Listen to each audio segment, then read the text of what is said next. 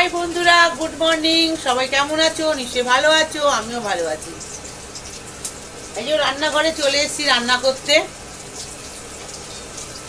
আজকে তেলাপিয়া মাছ নিয়েছি, আর মাংস আজকে আনিনি। আর ভালো লাগছে না, চিকেন মটন আর প্রায় দিন খেয়ে এমন হয়ে গেছে, আর ভালো লাগছে না। না মাছ খেতে ভালো লাগে, না ডিম খেতে ভালো লাগে, না মাংস খেতে ভালো লাগে। চিকেন তো ভালো লাগে না, জানি না কার কিরম লাগে, আমাদের কিছুই ভালো লাগে না। আর রোজ নিরামিষ খেতেও ভালো লাগে না, জানি না কি খাবো। আজকে এই মাছটা, তেলাপিয়া মাছটা আজকে আমি সিম দিয়ে রান্না করব। তোমরা কেউ করেছো কিনা জানি না, আমি আর সিম দিয়ে রান্না করবো তেলাপিয়া মাছটা। এরকম ছোট ছোট করে কুচি দিয়ে এই সিম আর তেলাপিয়া করব। কিভাবে করবো তোমাদের একটু বলবো আমি।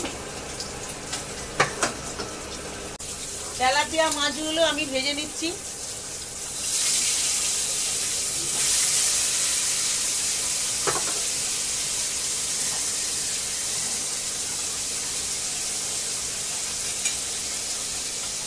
সিমও আমি কেটে রাখছি এরকম ঠিক ছোট ছোট করে, ওটা আগেও বলেছি, ছোটো কেটে রাখছি। আর পেঁয়াজও ছোট ছোট করে আমি কেটে নেব।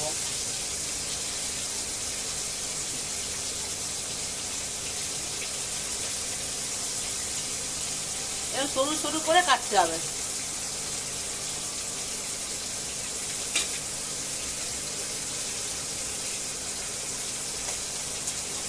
আমরা বাংলাদেশের লোক তো, আমরা ঠাকুমা পিসিদের কাছ থেকে, মায়ের কাছ থেকে অনেক কিছু শিখেছি বাংলাদেশের রান্না। যদিও আমি বাংলাদেশের জন্ম হয়নি, কিছু হয়নি, আমার এখানেই জন্মস্থান, এখানেই সব কিছু। কথাবার্তা দেখেই বুঝতে পারছো বাঙালি ভাষার কোনো টানই নেই আমার। এরকম বলতেও পারি না, বাঙালি ভাষার কথা বলতেও পারি না, কিন্তু রান্নাগুলো সব শিখেছি, মায়ের থেকে শিখেছি বাংলাদেশের সব রান্না।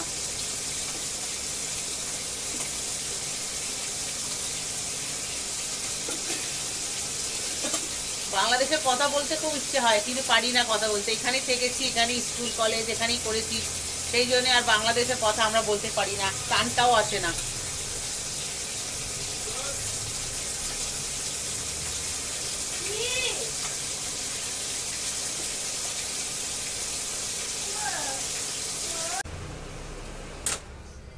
বন্ধুরা, তেলের মধ্যে আমি এই সিম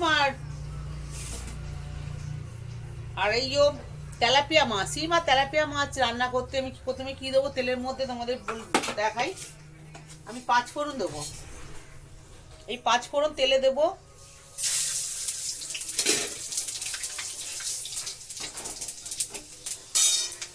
পাঁচ ফোড়ন দেওয়ার পর আমি পেঁয়াজ দেখেছি ছোট ছোট করে কুচিয়ে রেখেছি, এই ছোট ছোট করে কুচিয়ে রেখেছি, এগুলো দিয়ে দেবো তেলের মধ্যে।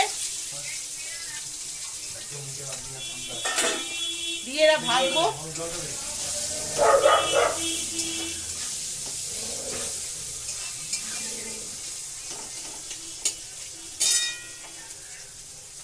এখন ভাজবো।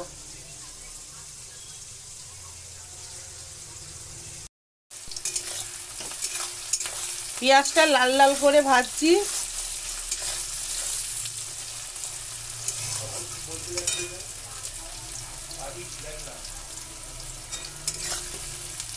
লাল লাল করে ভাজা যেই হয়ে গেছে, আমি এর মধ্যে শিমগুলো দিয়ে দেব।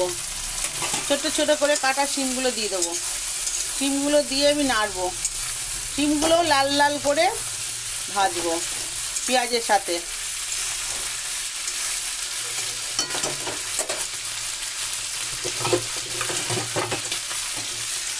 ঢাকা দিয়ে রাখলাম। এবার কাঁচা লঙ্কা চিড়ে দিয়ে দেব।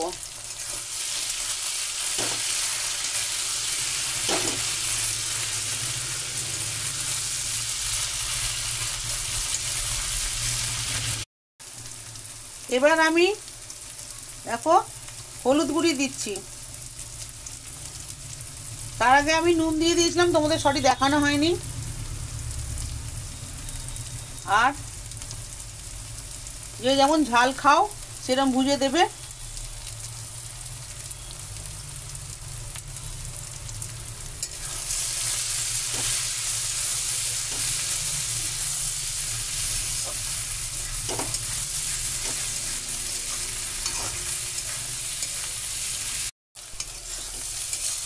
এই কষানোর পর আমি একটু জল দিয়ে দেবো।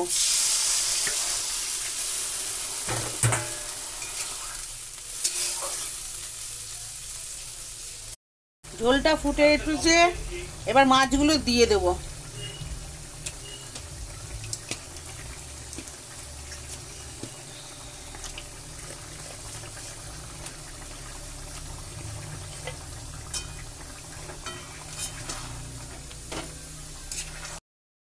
দেখো ফুটছে, শুকনো শুকনো হবে, একদম মাখা মাখা হবে, তেল বার করার মতন হবে।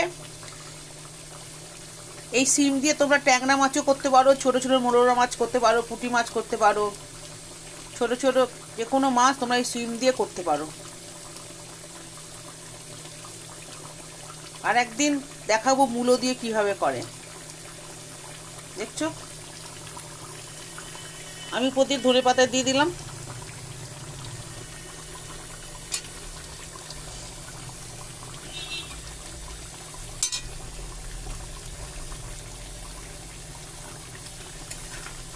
একদম গা মাখা হবে, আমি নামিয়ে ফেলবো। দেখো আমার রান্নাটা কমপ্লিট হয়ে গেছে, ঠিক আছে? তেলাপিয়া শিম দিয়ে, দেখেছো? গরম গরম ভাতে খাবে, দারুণ লাগবে। তোমরাও ঠিক এইভাবে করবে।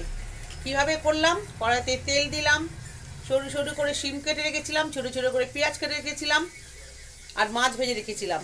কড়াইতে তেল গরম হয়ে গেলে পাঁচফোড়ন দিলাম, তারপর পেঁয়াজ দিলাম, পেঁয়াজটা লাল লাল হয়ে ভাজা হয়ে গেলে শিমটা দিয়ে দিলাম, শিমটা দিয়ে লাল লাল করে ভাজলাম, তাতে নুন দিলাম, কাঁচা লঙ্কা দিলাম, হলুদ গুঁড়ো দিলাম, লঙ্কার গুঁড়ো দিলাম, দিয়ে কষালাম, কষিয়ে খানিকটা জল দিলাম। জলটা যেই ফুটে গেল মাছগুলো দিয়ে দিলাম। মাছগুলো দেওয়ার পর যেই জলটা শুকনো শুকনো হয়ে গেল তখন ধনেপাতা দিয়ে দিলাম, দিয়ে ঢাকা দিয়ে দিলাম, দিয়ে মাখা মাখা হয়ে গেল, আমি নামিয়ে ফেললাম। দেখো বুঝলে কিভাবে রান্নাটা করলাম? প্রত্যেকে করে দেখো, খুব ভালো লাগবে। আর কেমন হয়েছে আমাকে কমেন্ট করে জানিও। টাটা।